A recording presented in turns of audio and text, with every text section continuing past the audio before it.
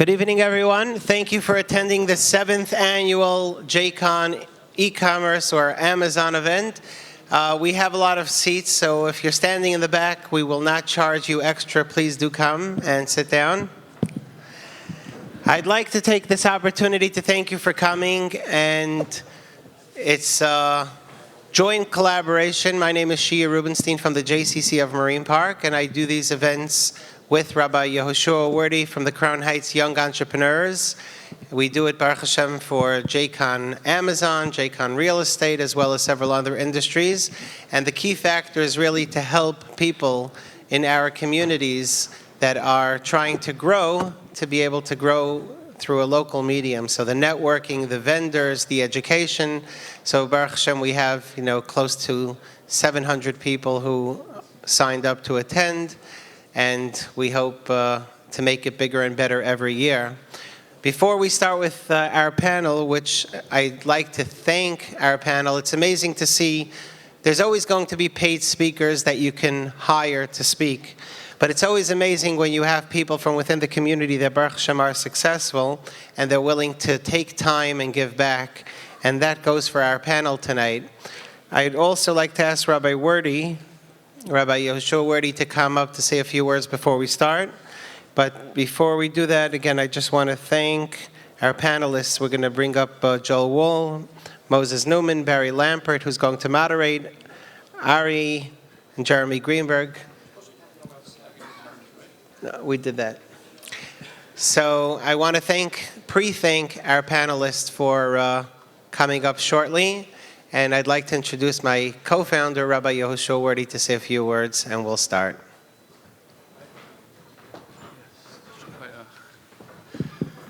Welcome, everybody. It's nice to see you all here. I hope you're enjoying. A lot of work and thought and energy went into creating this event. And we hope that the quality of the event and the quality of the presenters will shine through, and you'll walk away tonight. That's our aspiration, that you'll walk away tonight with the tools and the wisdom and inspiration to grow your businesses, and that's the success of our event. Mirza Hashem, looking forward to your success. Just to start off with a word of holiness. We're coming, this week is Parshas Yisro, last week was Parshas Beshalach. It's very appropriate. Parshas Beshalach speaks about the mun. Hineni mamtir lechem lechem mina shamayim, right? The special mun that came down from heaven that nourished the Jewish people in the desert. We know that during the time that the Jews were in the desert, God took care of all their needs. But then, after those 40 years, the time came and Hashem said, no more mun. Now it's time for you to do lechem mina aretz. Now it's time for you to work for the toil of your hand. Bezeyas apecha teichel lechem. That's always been the delicate balance that we have to do. We have to work, but at the same time, we have to realize that that bread comes min hashamayim. And when we find that balance, that's how we find our hatzlacha. So we're looking forward to your hatzlacha, Mirza Hashem. Before we call up the panelists, there are some sponsors that enabled this event to be here today. And we want to call up some of those sponsors to acknowledge them. And I would like to start with a close friend and the title sponsor for this evening, Shirley Richler, who's the CEO of the Surplus Company. Okay, the Surplus Company is one of the well-known suppliers. For all of you that are here and sell online and you're looking for a supplier, the Surplus Company is a company that you should be reaching out to. They have a prominent booth when you go to the trade show. And Shirley is a close friend, and we're honored to have you. Please, Shirley, please come up to share a few words.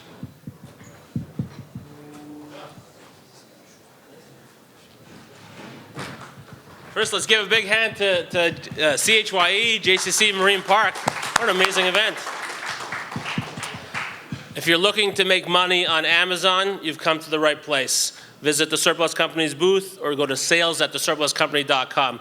We've built big relationships, deep relationships with brands and big box stores. We do everything, every condition, from brand new to refurbished to open box. Everything comes through our facility in Perth Amboy, New Jersey. We refurbish everything in-house. Our reps will deal with you one-on-one. They won't push you. There's no blast emails. So we like to build deep relationships with our customers as well. So if you're looking to finally make those margins on Amazon, come to our booth, meet one of our sales reps, or send an email to sales@thesurpluscompany.com. Thank you.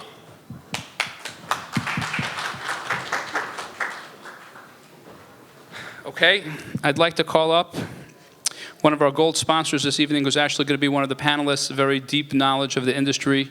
This is Dr. Angelos from the company Avask, and I'd like to call him to just speak for a moment about his company.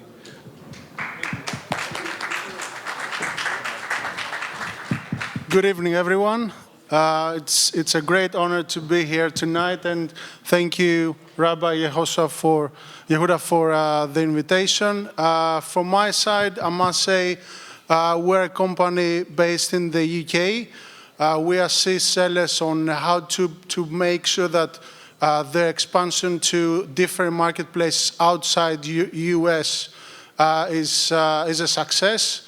We know that VAT and taxes can be like a massive hurdle. So from our perspective, we can actually ensure that you don't have to deal with all these kind of issues, and we can streamline your procedures. So any ambitious entrepreneurs that they want to expand to Europe, please feel free to come to our booth, and we can assist you and tell you how you can make a success for Europe and overseas. Thank you.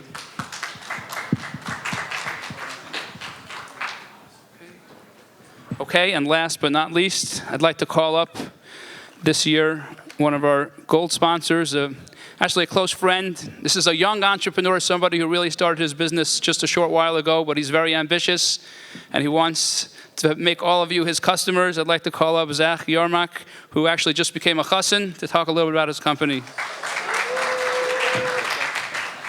Thank you for the well wishes. Made the biggest decision in my life. Let's hope it's the right decision, right? I didn't come as prepared as the other people, so I'm going to read from a page here. Hope everybody is okay with that. Hello, hello. I hope you all make some networking connections that will bring your business to the next level. They gave me 5 minutes to give a presentation, but being that none of you came here to listen to me speak, I'm going to keep it short and sweet. In the best-selling book, Profit First, it says that many growing businesses fail because they can't keep up with new expenses that come with a larger corporation. It continues to explain that while growing, you're going to expand your team, your products, your warehouse, marketing, and shipping, etc. But that doesn't always meet your bottom line. With growing, your expenses will automatically grow as well. You have to keep your expenses low. As we start out, we count every single dollar because we can. And we also only made a few. Once you make hundreds of thousands of dollars, what's $100 here and $100 there? But let me tell you, these expenses turn out to make your end of the year tax returns look like amazing tax write-offs, and it does not meet your payday you were hoping for. I'm going to cut right to the chase. All-in-One Ship is here to help you. We offer an extensive range of partial shipping solutions at a discounted rate. We want there to be money in your pocket, because at the end of the day, we are all in business for the bottom line, and that's the bottom line. I want you to ask yourself, what would 10% of savings on your shipping look like? And what would you spend it on? These are some questions that All-in-One Ship customers had asked themselves, and you should too. Thank you so much. I hope you stop by our booth for the rest of the 5 minutes and enjoy your night. Okay, wonderful. So thank you once again to our sponsors, Rabbi Wordy. I'm going to call up our moderator for this panel, Barry Lampert. If you're here, please come up. And right before we start, one final acknowledgement of one of our wonderful, wonderful elected officials who represents Borough Park and took the time to come here today, a dear friend and a huge, huge supporter of our community, Councilman Kalman Yeager. Are you here? There we are. Kalman, please come. A true Yashikayach. For all that you see that he does in public, he does so much more for us without people knowing. So. Thanks so much. I know you weren't going to applaud unless you were absolutely sure I was in the building. I also did not come prepared, so to the speaker who came up right before me, I just have a couple of notes. But really, the most important thing as I look around the room is I see entrepreneurship. I see people in the community who live in the community, who work in the community, who are building small businesses in our community, who are building our tax base in our community, and who are making our city much better than they found it. And I'm very grateful to you all. I'm going to be very brief because I know that the longer I speak, the longer it's going to be until you eat. And I don't want to be responsible for that. But I do want to say a few things about the sponsoring organizations, and particularly the JCC of Marine Park, the Crown Heights Young Entrepreneurs. These are what we build in our community, nonprofit organizations that help you build profitable organizations, and that's what we're really hoping you're able to do. And I want you to be able to do that, and I want you to be able to suck up as much as you can out of this experience as is possible. So I'm not going to stay long except to remind you, look, you know, we all went to school at different times. When I was a kid, there was no such thing as access to the internet, that's for sure. Even a fax machine was relatively new. Time brings change. And the change that comes means we constantly adapt. We learn new things. We strive to learn new things. We strive to build better things. I am doing that, I hope, at the City Council. You're doing that here in our neighborhood. So I want to thank you very much for what you're doing for our community. Thank you, Shia, for having me. I understand, like I said before, there's some food in the building, so I'm going to go try to find it while you guys listen to this. Thank you. Have a wonderful night.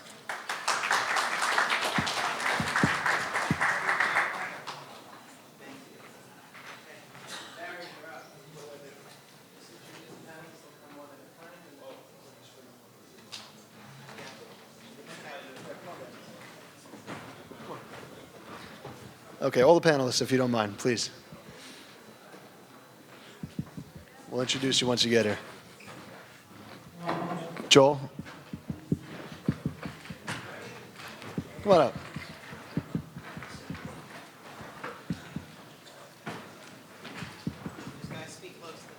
Yeah. Okay.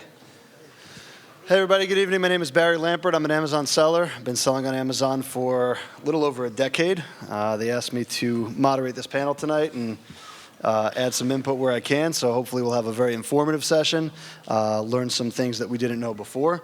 Let's get started right away, and we'll start at this end over here. Just give us a little blurb about yourself, 60 seconds, who you are, what you do. Go ahead. Testing. There we go. My name is Moshe Newman, and I run a few Amazon brands for the last 2-3 years. And that's basically me. Good. My name is Jeremy Greenberg. I'm the founder of a company, Seller Cloud. We have a booth over here. We're a software company that helps sellers manage all their inventory and all the complicated logistics of multi-channel selling. My name is Ari Tachover. I do online sales for the last 15 years. I was involved building Ownats.com, and then I moved on to Amazon, and I manage about 7 brands today on Amazon. Hi, my name is Joel. Hi, Joel. By the way, that's easier than being here. Is it? I You wanna was switch? just there. It's easier. You want to switch? Yeah. My name is Joel. I run Boutique Seller Services. It's an agency that manages Amazon advertising for sellers. And we just launched PPC Revolution, which is a software tool to help sellers manage their ads. So I hope I can answer some questions on advertising today. Hi, everyone. Again, my name is Dr. Angelos Katsaris. I'm the Professional Service Director and Partner of Avask Accounting.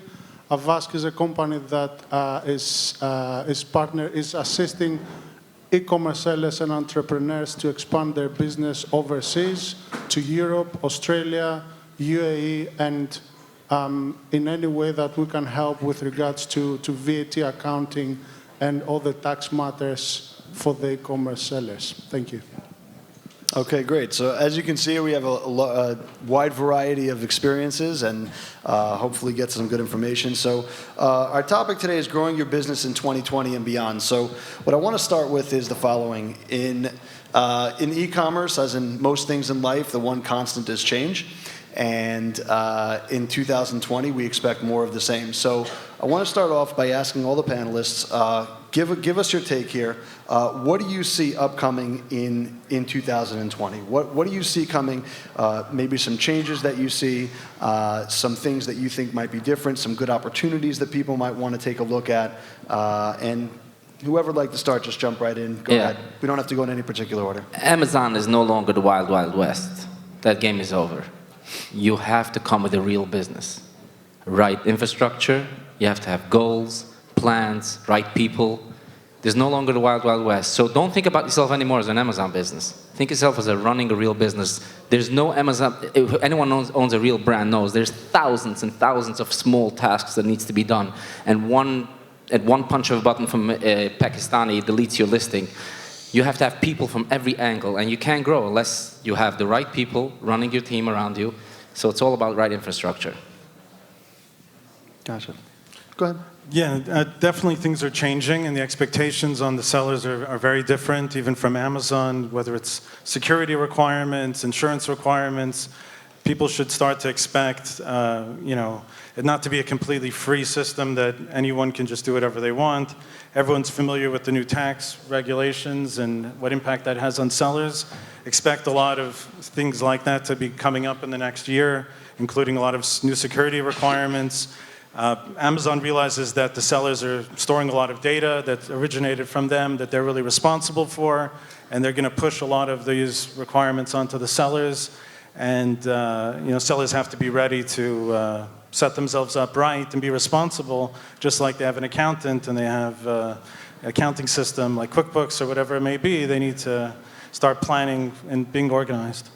Right. I want to just go back to you, Jeremy, for a second, because you get to see a lot of trends. You see a lot of sellers that come through your platform.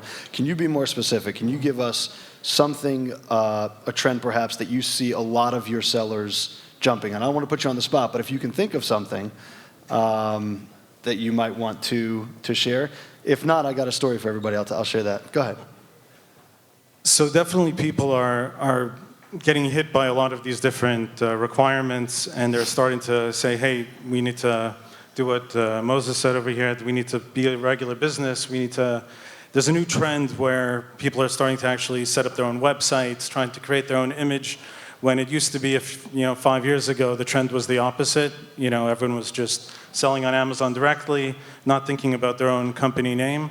So definitely people are starting to diversify, and they're realizing that it's harder to actually make a profit on Amazon. You might have a lot of sales volume, but when you make that, sale, even if it's, 1 to 10 of your sales volume, but your actual profit, it might be an actual, more profitable scenario when you sell something directly to the customer. You end up with a return customer, and you build your brand, and that's really the way things are going now. Right. So selling on your own website sounds like what you're going for over there. I believe so. Yeah. Okay. So I'll tell you guys something interesting. I think it was 2010, if I'm not mistaken. Correct me on the year if I'm wrong. But I had started with Seller Cloud at the time, and I was an eBay seller.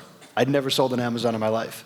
And I needed a solution to automate some of the purchasing that I was doing. I was doing something a little complicated. There's a feature. It's still in Seller Cloud. I don't think anybody uses it, though. It was actually you, Jeremy. You said, hey, why don't you try selling on Amazon? And I don't know if you remember that, but I'd never considered it before. eBay was great. I sold on eBay all the time. I made a lot of sales, and it was going well for me. And I listened, and within a few months, my sales on Amazon far surpassed my sales on eBay. I guess my point was twofold. One, obviously be open to change, but I think that I find a lot of value in the software vendors that I work with. And because you're focused in kind of have your ear to the ground, and service providers as well. I don't want to leave Joel out of the picture. So, you've got your ear to the ground in a certain way where I might not have the information that talking to you and keeping that ongoing conversation and dialogue might be able to learn some things that can really make a tremendous impact. Yeah, one thing to notice is that Google Shopping Actions is one example of a up-and-coming channel that encourages you to have your own website. So that was actually one of the big things that we saw was a large number of people very interested in sort of expanding to that. and building up their own website in the context of moving into Google Shopping and advertising on Google, and things like that. Right. Okay, please, Ari. All right. So I'll say I come from the opposite angle. I started basically on onuts.com, where the website was, a brand website, and it was a very successful website. I still remember when I used to review the orders before Purim, and people would just, use it like a koisel, sending each other notes and things like that. Till today, people are still using that website. It's a very popular website. And then eventually we were very resistant to start on Amazon because of all the reasons we're talking about today. We did not want to go on Amazon, and we pushed it off for many, many years. The reason was because we believe that you want to have a customer loyalty, you want to have a customer experience, you want to keep them on your website. Eventually you realize you have to join where the customers are, and once Amazon became big enough, it was too hard to maintain them on your local website. So you kind of take your brand and put it on Amazon. I'd say Amazon is like a very different experience than managing your own business. What's happening right now, what I can see from different brands I'm managing, Amazon is like kind of like a jungle of themes. And what I mean by that is there's maybe hundreds of themes in Amazon, each one pulling a different direction. I'll give you examples. There's a team called Launchpad. There's a team called Accelerator. There's the display ad team, which is different than the regular advertising team. And then there's a team that manages editorial recommendations. I'm not sure if all of you recognized lately Amazon inserted on top of the search pages editorial recommendations. And then there's the Amazon Choice Badge, which is now also like its own entity, which inserts product pages on top. So with all these teams, I feel like it's not about just putting products on Amazon. You have to join Amazon from different angles. I would say, if you can, open a brand especially for Launchpad, open a brand especially for Accelerator, because they charge you high percentages. So if you don't have separate brands for that, you'll end up paying for your main brand a very big fee. Ultimately, what's going to happen to Amazon right now is similar to what happened with Google. Google moved down all of the top results for search engine optimization results from the top of the page. Right now, if you look at the Google results of top searches, the top of the page before you scroll, you're not going to see anything besides for sponsored ads in different forms. So sometimes it's going to be a local Sorry ad. to interrupt, but if that happens, right, now I lose my top position on the Amazon page. So what are you suggesting? So basically, because everybody loses top position, it means everyone is going to be joining the advertising market. So you just have to be prepared and switch gears. Amazon is saying, instead of charging you 50%, I want to charge you 35%. So you got to be okay with that. You just have to change gear. I think the biggest problem for people is to adapt. Once they're not ready to adapt to the new changes and they fall out of the system and they have to cry. I used to make so much money in Amazon. Right. So a lot of people used to sell in Vendor Central, right? Right. We know that. Yeah. So I think if you are ready to adapt to this new change, Amazon is just putting out posts. I'm sure all of you saw it, and those posts are going to cost you money very soon. Same goes to Amazon video advertising. I'm sure Joel's going to talk about that. Video advertising is right now just launched, so you can get it for cheaper, and as all the advertising competition come in, and the price is going to go up a lot. So that's basically, I just want to finish one note. Please. Always on Google, you remembered, if you're customer-centric, you'll basically end up winning all the time. So don't think of it as some sort of a manipulation. You're trying to get someone into your bucket.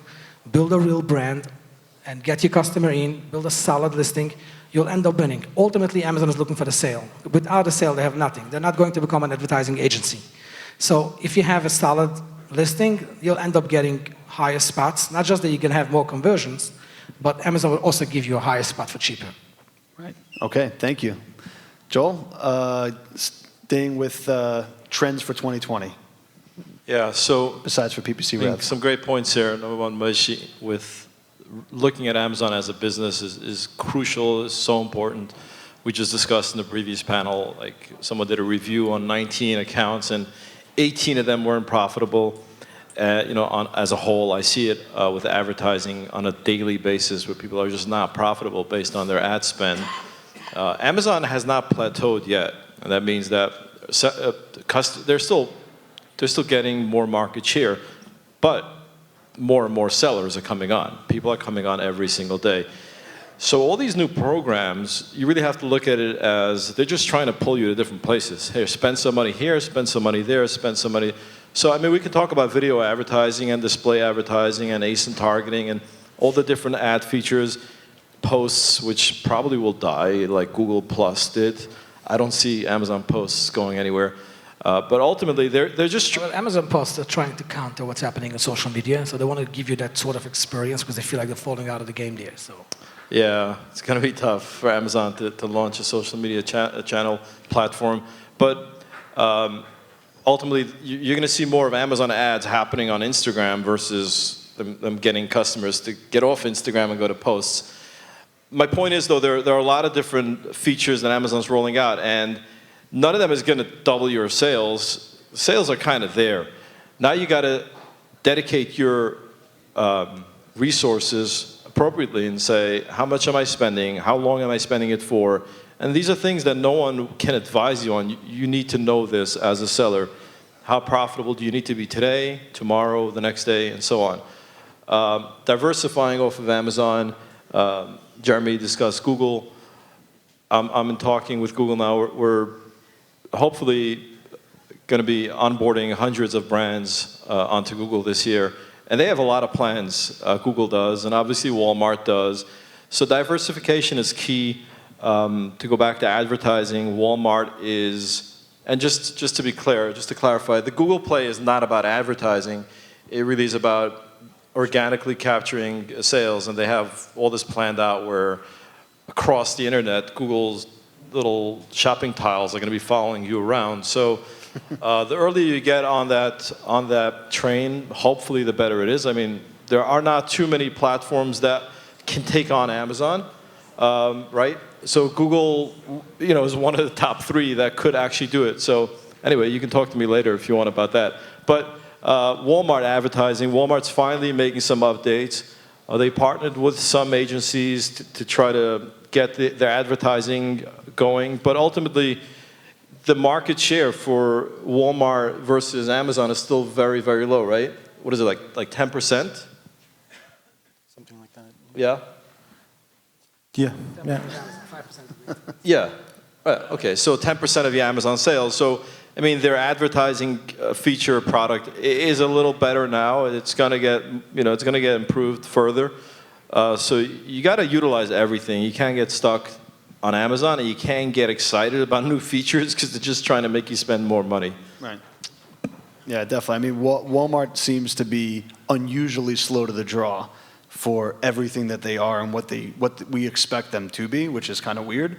But I think the expectation that we all have is Google and Walmart, being these 2 other monsters in the room, probably will start to share some market space with Amazon. I mean, they have to. Right? Anybody still remembers Jet? What's that? Anybody still remembering Jet? Yeah, I'm still trying to get back on the platform, but I'm not sure why. Yeah, I mean, Jet is their saving. Mark Lohr he's the one that's trying to fix it up at this point. I don't know. Then you got Shopify, and they're Canadian, so. Yeah, we know. Okay, let's move on, if you don't mind. The what you see for 2020.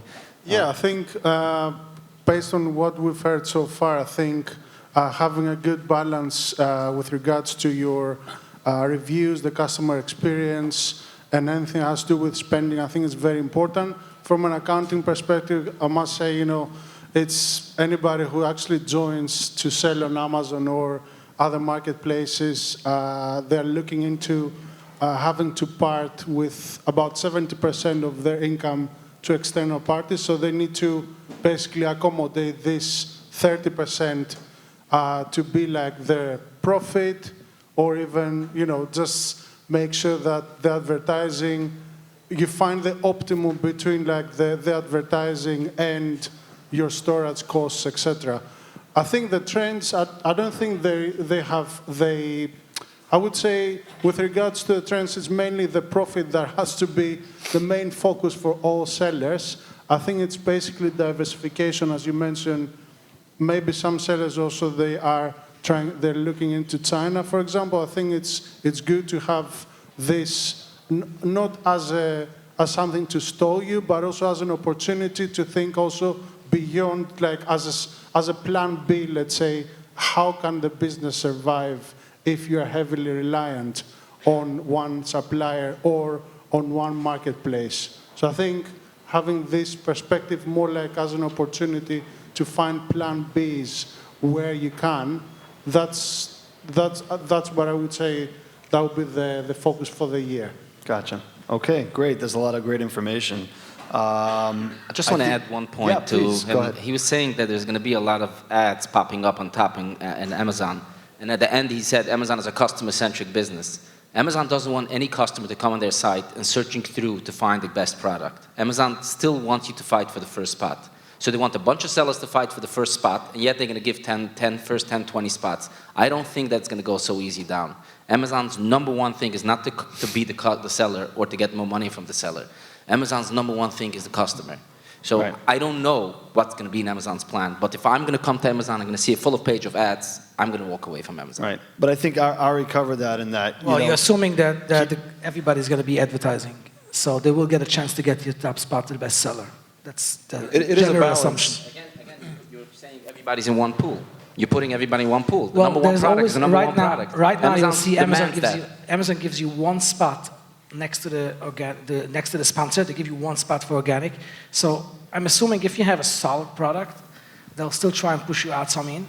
But So it's going to be a mix. So the number 1, 2, 3 spots are always going to be there. Amazon wants that in there. Every seller to run after you. That's the game. To protect their idea of getting the customer the number one product, Amazon makes sure that they have a mix of top sellers that you're trying to beat. I think the only thing that I was trying to say is also that because there's so many teams in Amazon, it's not just Amazon as a whole. There's so many teams pushing different agendas. That's what I was trying to bring out. So the ad team is pushing an agenda. The display ad team is pushing an agenda. So once everybody pushes an agenda, and Amazon as a whole is trying to cash out because they want the stocks to jump up. So once there's a cash out opportunity, we may see a little bit of a tilt in that big customer-centric focus, Okay, so the one thing I wanted to, I'll throw my 2 cents into here, because I guess I can, is there's a program that's coming out with Amazon right now. It's a beta program. It's only available to some sellers, but it will be top sellers. It will be available to all sellers relatively soon, and I think it's going to be pretty big, and it's called NARF. It's North American Remote Fulfillment. What's unique about this is that eBay's been doing this for years, okay? So if I sell on eBay and I want to ship to customers in other parts of the world, I've got this eBay Global Fulfillment Program where I can send all my packages to Kentucky, and from there they send it off to the rest of the world. What it's done for me is that I don't have to worry about all the various different things that come into play with international, with shipping and customs and brokerage, returns, all those different kind of things. They're taking care of the fulfillment experience. So as a North American seller, I don't have to worry about all those other pieces of the puzzle, and it expands my reach tremendously without really shipping internationally myself. And on eBay, it accounts for a really high percentage of my sales. I haven't checked recently, but it's hovered anywhere between 30 and 50% of my sales on eBay. So for Amazon to step into this game, and they've tried with a few programs in the past, but this is now where they will be fulfilling to only Mexico and Canada for now from your FBA stock. So you've got stock in FBA. They're going to duplicate that listing on Amazon Canada, on Amazon Mexico, and they're going to fulfill it from your stock in FBA North America and send it off to other sellers. The potential for this, in my opinion, is huge. I think international selling in general is a tremendous opportunity, but that would be, if I may, my prediction for 2020 is that's something that will continue to expand. I want to jump to the next topic because we don't have a lot of time, and we are, I don't want to keep everybody for too long. There's a lot more to the program. So the next topic is common mistakes to be avoided. Okay, so a smart man learns from his own mistakes, a wise man learns from other people's mistakes. So let's learn from other people's mistakes here. We've all made some mistakes. What are some common mistakes or mistakes that you've made in the past that other sellers might be able to learn from, to avoid, and to be able to take action on? You have to know your numbers. You have to know your numbers, and you have to get rid of items when you see it's losing. Don't get attached to your ranking game or anything like that. So So you have to know your numbers. You have to know everything in depth. You talking about profitability now? Your accounting or? Profitability, numbers, sales, profit, everything. So you have to know. Gotcha. There's so many costs that comes along, and you get attached. You're selling. You have a high ranking. You're not making money. You're beating, competing. So you have to know your numbers. Right. Yeah, and That's the I number think one that gets mistake I lost a made. lot in advertising costs. I think that gets lost a lot in inventory costs, old inventory, and people aren't thinking about it. I made so many great sales on this batch Storage of products that I fees. bought, but I've still got 20% that I didn't sell. Storage And fees, marketing, storage outside fees as marketing. well, There's sure. so much going in that you're not calculating for. Right. So Right. that's the Okay. biggest mistake. Jeremy? Yeah, one common mistake we see a lot of sellers making is that they think that if what they're doing isn't against a certain policy on Amazon, then it's okay to do it. And Everybody I else think- is doing it. What? Everybody else is doing it. Everyone else is doing it, but I think people learn the hard way sometimes that they don't just have to make sure they're following the rules, they have to make it clear that they're not even doing anything suspicious. Because Amazon won't necessarily give you the benefit of the doubt, they won't necessarily give you a second chance, and you really have to stay above board and present yourself and have backup documents and backup information, but do everything totally so that it also gives the appearance that there's nothing suspicious about what you're doing. Right, 100%. And I mean, you know, as a reseller, I deal a lot with infringements, for example. And there was a long time where we just ignored them. You know, I know it's not copyright, so why do I care? And my account's been suspended a few times because of it. I was suspended just a few weeks ago, and thank God we're back up and running. But we learned from that mistake in that we need to follow the rules. It's Amazon's, I always tell people, I say, it's Amazon's sandbox, and we get to play in it, right? So it's their rules. We got to do whatever they're instructing, and you know, playing within those guidelines is definitely good advice. All right? Well, I'll say on this point, you know, everybody in this room probably knows that you sometimes have to like take a small risk. You have to consider it, you know, Sorry? against. You always have to take a small risk. You have to consider it against, you know, what you're risking. Right. But probably every single person in this room that's selling on Amazon knows that at some point he's taking a certain risk. There's some gray lines, so like for someone to come and say, you know, you follow the rules every single time and you're just building your real business here. I think it would be falsely advising. To be honest, I think everybody takes a reasonable risk. If you don't take a reasonable risk, you're probably going to fall out of the game. I'm not saying to go against the rules, chas v'shulam, but everybody who talks about following the rules. But that's a side point. And what I wanted to say is that I have three things that I think is basically people making mistakes, me, myself making these mistakes. Number one is joining Amazon, obviously, the biggest mistake I made in my life. I think it's a short-term cash out, but it's obviously the biggest mistake. Everybody will tell you, try and focus on your own brand, try to build something real, communicate with your customers. Amazon is kind of a drug. So that's one mistake everybody makes. I'm continuing to make this mistake. But let's look at that for a second. So you're from O-Nuts, and you went from O-Nuts onto Amazon. I actually represent a couple of different brands. But let's just take that as an example. Okay. So where they had a recognized brand, they went on to Amazon, and obviously there's pros and cons. But there are brands that started off with one little chocolate box on Amazon. Now they're a recognizable gift brand, and they're off of Amazon, and they're on shelves on Right, retail. so what I would say the mistake that these people are making is not fast enough building their own brand in different ways than being on Amazon. That's the mistake. Obviously, the easiest way to start a brand today is on Amazon. You're going to get some sales to get you branding instead of putting it ad on TV and spending a lot of money. So can we modify it to sell on Amazon, but focus on building your business in other places as well? So what I meant is someone being a brand and then joining Amazon, not always is it a smart move. If you take the same energy and you keep building your brand in different ways, not look for a short-term quick cash-in, you may be more successful long-term. I honestly think if I put all my energy for the last 4 years into Untitled.com, I probably would have been a lot more stable with a business than what I am today with Amazon for that particular brand. That's number one. Number two is basically being, I don't want to say lazy, but like hard to adapt. So as changes are happening, how many of you already have been joining posts and video ads? I'm saying this is something from 2 months ago. You know, the online business is a business of adapting. It's not just online. Every business in the past is the same. If you weren't ready to adapt quickly and you kept your dreams, you kept falling out. That's a basic mistake. And we have to fight that every day, you know, like every day something else moves. You want to go to sleep today, come on. That's another mistake. And I would say the last thing is energy. Remember first day you had the graph like blue on top like that? That's the day that gives you the boost. And if you can keep that up every day, that's amazing. If you can't, call me, I'll give you some boost. There you go. Get a lot of sleep. Sleep well at night. Okay, we are going to take questions from the audience in just a couple of minutes. If you want to ask a question, just raise your hand, then Shia will come up with the mic. Okay? We're just going to jump in on that. We're going to get to the rest of the panel. Go ahead. So I haven't made any mistakes ever, but why is that funny? Yet.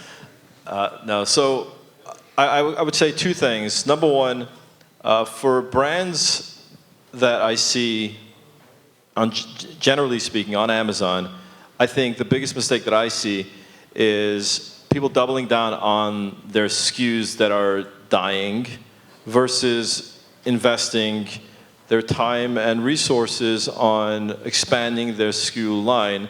So a product has a life cycle. We discussed this in the earlier session. Whatever that life cycle is, I mean, you need to know that. You need to have an idea of it. And you need to be very conservative. So if you think it's going to last for 5 years, it's going to last a lot shorter than that. So rather than double down, it's not working. Hey, Joel, I used to do so much sales in 2013. Well, you know, you have 10 times more sellers now competing for that top spot. So just double down on new products, not on your old ones. And number two, know your numbers. I can speak specifically about advertising. I'm not very good at accounting. 5 to 10% typically for most products is healthy, and that's on the gross sales of your account. If you've got more margin, spend a little bit more. You spend a little bit more on launch. Use your own discretion. But if you're spending 15 to 20% on ads, you're bleeding money. So you got to know your numbers. You're saying of your revenue?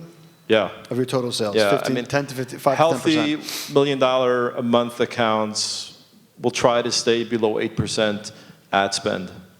Gotcha. Excellent. Okay, please. One, I think it would be very useful to mention something with regards to I would like to twist a little bit the question. Instead of errors, I would say things to avoid. So I'll give you an example of a client that I spoke to. Was about 2.5 months ago. This client is based in the UK. He's selling in the UK and Europe. So he was having a turnover of about 600,000 a year. He had about 5 staff, his own warehouse. He was selling on Amazon and like Shopify and his own website.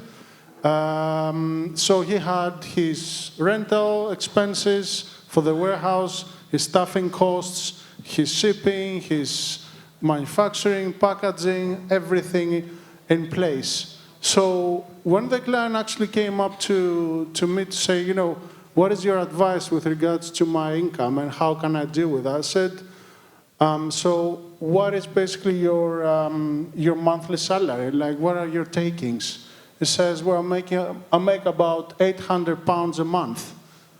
And so are you surviving on £800 a month? He said, yes, but no. So it's basically,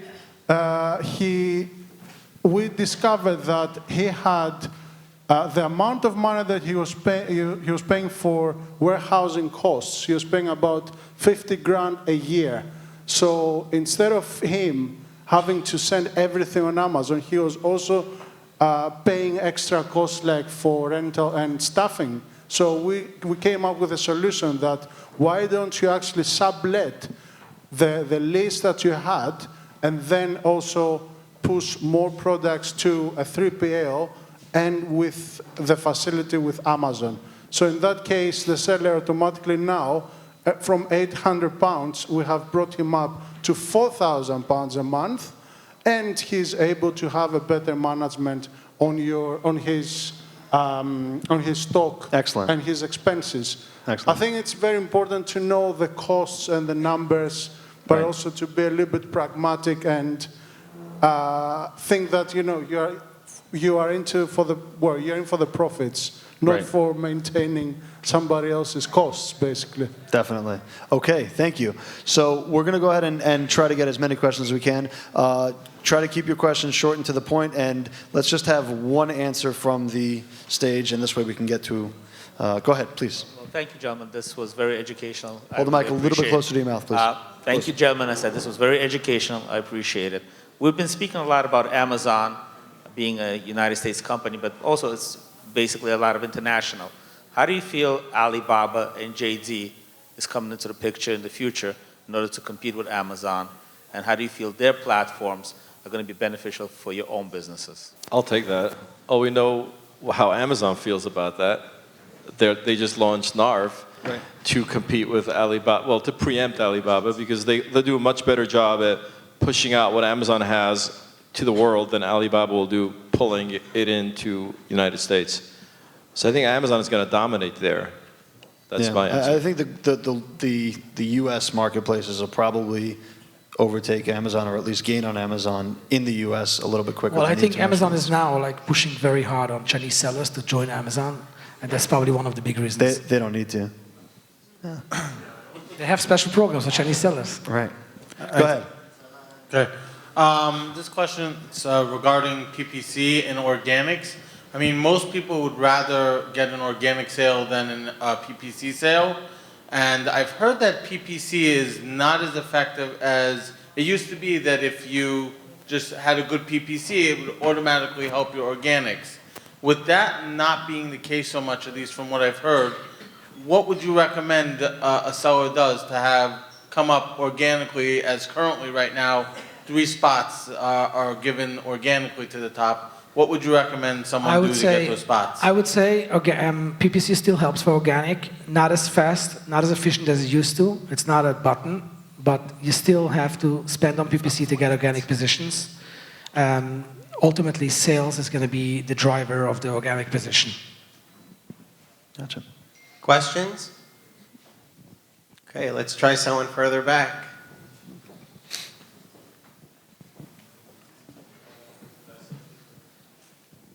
Just a very important point on that. A PPC sale is a sale. Doesn't matter where the sale comes from.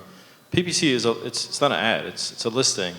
So as long as that sale is bringing you a better ranking, that's fine. But you can't predict it. And many times you're going to spend and artificially inflate it. And as soon as you stop spending, for whatever reason, it doesn't catch the ranking. And as soon as you stop spending, it goes down. So it's a constant art of balancing it. Sorry, let's just try to get a few more questions. I apologize. I just want to keep it a little bit more diverse if we can. Go ahead. Actually, my question is right on line with the PPC. Perfect. Keep it up. Okay, Keep it going. Okay, so my question is, how could you measure, how could you figure out how it is helping you?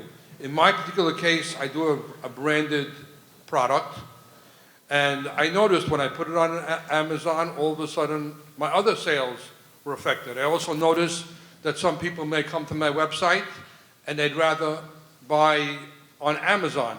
And there seems to be some sort of halo effect also from the PPC effect. And obviously, if you want to take all of that off and everything is gravy, that's great. But if you're actually looking to understand the relationship, how can we go about doing that? All right. I would say Amazon makes it very hard for you to be able to track what they're doing. They don't want you to know exactly how they do it.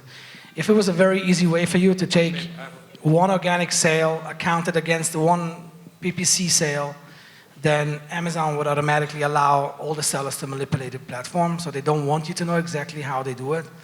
I'd say overall, if you have a brand and you advertising, and then suddenly you see you're adding more products, assuming that most of your sales are coming from your brand search, if your brand is a very strong searchable item, then you will be affected. But if your item is not just being purchased mostly from your brand, there's other keywords that are driving the traffic.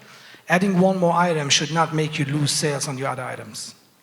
Okay, we have time for one more from somebody else, if that's okay. Sure, no problem. Thank you so much for your question.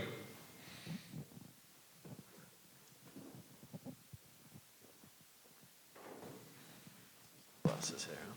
I don't know much about Amazon.